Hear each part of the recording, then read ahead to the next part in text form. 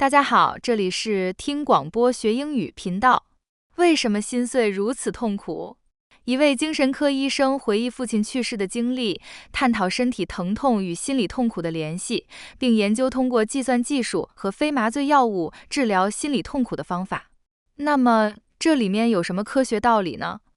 I'm Yoram Yovel, a psychiatrist and neuroscientist at the Hebrew University of Jerusalem. And when I was 14 years old, my father died. I was sitting in class when my mother and my grandfather knocked on the door and asked me out to the corridor. "Your father's very sick," my mother said. "Your father's dead." And then I felt it, a crushing pain in my chest. I can still feel a glimpse of it whenever I think of my father. He was a doctor, a scientist, a paratrooper. He was a young, strong, happy, healthy man. He was my hero. And his death broke my heart.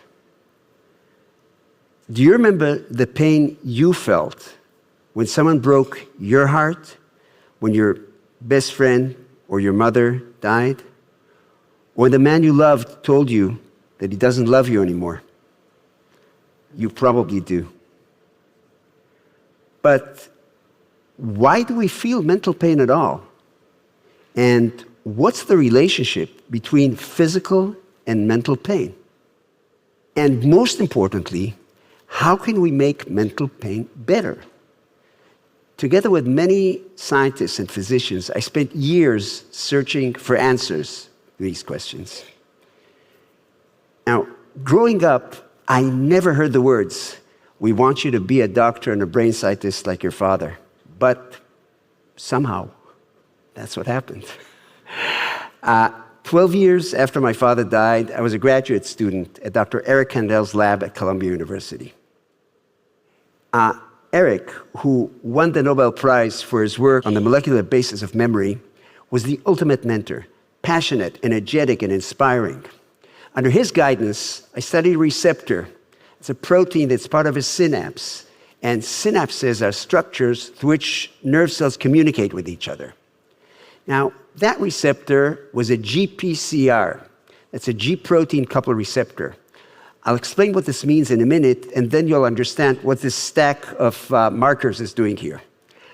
And when I did that, I didn't really realize that work on that receptor, which seemed completely unrelated to my future work as a clinical psychiatrist, would one day help us in our search for better treatments for physical and mental pain. Now, a big step along that way was the work of Jaak Panksepp, my other great scientific mentor. In a classical experiment, Panksepp separated puppies from their mothers for 15 minutes, never more than that, because he loved animals. When puppies lose their mothers, they make a sound, which is called the separation distress cry. And it goes like this. Puppies do it, kittens do it, babies do it, all young mammals do it when they're in pain or when they miss their mothers. And we all know how this cry makes us feel inside. Panksepp and his colleagues then traced the brain circuits that produce these cries in guinea pigs. And they made a startling discovery, that these are the very same circuits that are active when humans feel sad and when they experience depression. And these circuits are also part of the brain's pain matrix that mediates our sensations of physical and mental pain. But why are we born with this terrible gift hardwired into our brains? Well, probably because, like any pain, mental pain is an alarm system. Its task is to prevent damage. When babies lose their mothers, they hurt and they cry, which brings their mothers back, and it also makes them seek their mothers. In the wild, this is life-saving. Puppies and babies cannot survive without their mothers. So now we know why we have mental pain. It is the glue that keeps us together in couples, in families, in communities. And when someone we love goes away, or is taken away from us, it's this pain which draws us back together. And once we realize this, then we can answer an age-old question that poets and philosophers have been asking for thousands of years. Does love always hurt? What do you think? Does love always hurt? Yes, love always hurts, of course. And because that's what it's supposed to do. Mental pain is simply the high price, the very high price that we pay for our ability to love. And personally, and I've been around the block a couple of times, personally I think it's worth it. But we're not entirely defenseless against pain because our brains produce endorphins, or endogenous opioids, our very own feel-good molecules, the natural remedy for both physical and mental pain. Endorphins are released in the brain during aerobic exercise or when we're close to someone we love, and immediately after severe injuries. And we now know what endorphins do. They attach to special receptors in the brain, and the most important among them are mu-opioid receptors.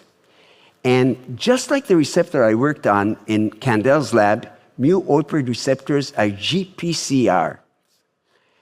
Here's how they work. Like all GPCRs, mu-opioid receptors are made of 7 spirals or loops that are stacked together, sticking through both sides of the cell membrane. Like this, okay? And when endorphins attach to mu-opioid receptors from the outside, they cause them to change their shape, like this, okay? And this triggers a series of events inside the neurons which eventually ease the pain. Now, forget the molecules for a second. When you hug someone you love who's suffering from severe physical or mental pain, you actually cause her brain to release endorphins. They attach to mu-opioid receptors in her synapses and turn them on, and they soothe her pain. And yet, sometimes, mental pain gets so intense that no amount of love can soothe it. But medicine has powerful drugs that can ease any physical pain. These are the narcotics, or opioids, like morphine. Narcotics work mainly by activating mu-opioid receptors.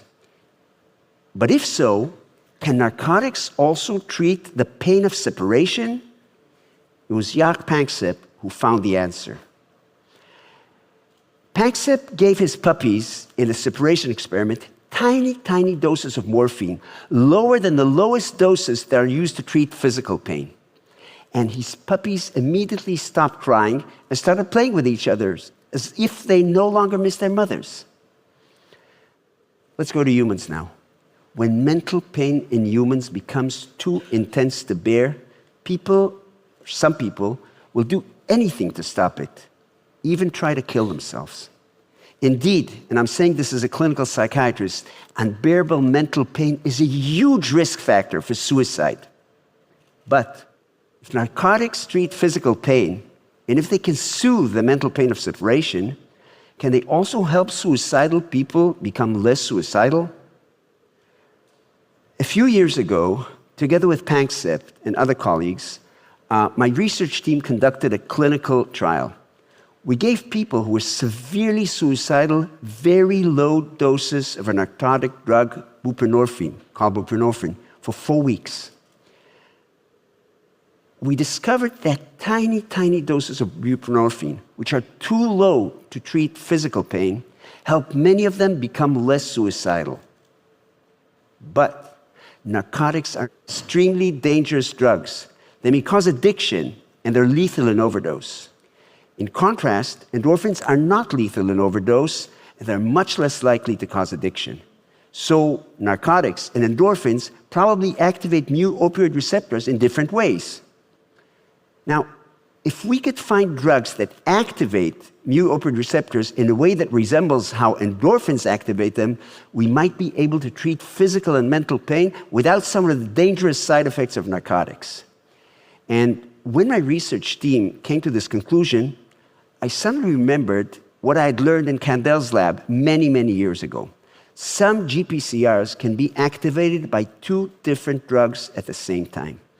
And when this happens, the result may be different from what happens when they're activated by just 1 drug. So our research team then used molecular computing technologies to create a detailed virtual model of the human mu-opioid receptor.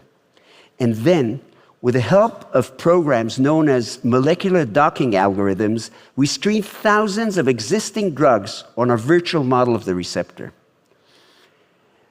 Eventually, we found a way to teach an old dog, that's the human mu-opioid receptor, some new tricks. We found 2 drugs that are not narcotics, and they work together in very, very small doses to activate the human mu-opioid receptor.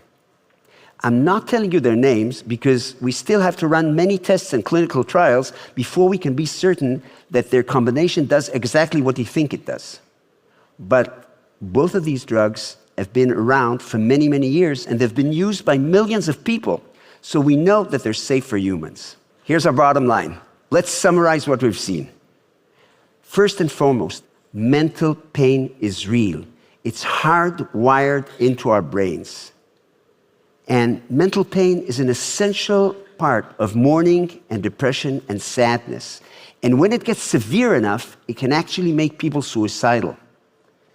Endorphins are our brain's natural remedy for physical and mental pain. And they work mainly, not exclusively, but mainly by activating mu-opioid receptors. Now, narcotics also activate mu-opioid receptors, but in a way that causes addiction and can lead to death. And this is why narcotics are so dangerous.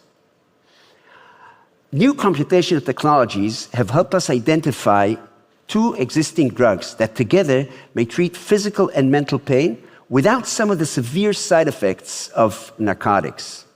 However, this is still work in progress. It will be a few years before it may become an approved treatment. But, and this is the last thing I'm going to say, regardless of drugs, you have the ability to help family and friends who are in severe physical or mental pain. Thank you very much.